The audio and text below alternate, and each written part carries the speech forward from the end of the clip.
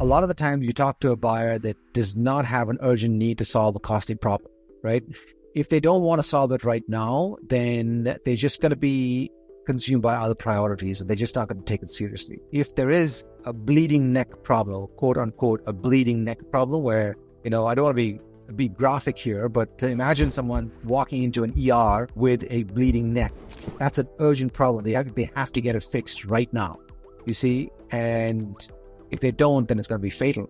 So if you're not talking to a prospect that wants to solve something right now, where there's some kind of risk involved, or there's some kind of something that is going to jeopardize the business, or some kind of fine that the business may pay, or some kind of regulation that is coming into effect, and they've got to kind of get their act together and do something. Or in IT, for example, if they're migrating to some new technology and the old technology is becoming outdated, they have to make a move. All those are urgent situations. Or if you're a marketing consultant or a sales consultant and you're helping a buyer, find new markets.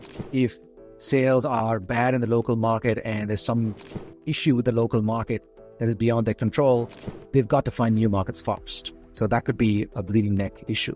So typically, if they don't want it right now, then they just gonna move on to something else and work on whatever is important.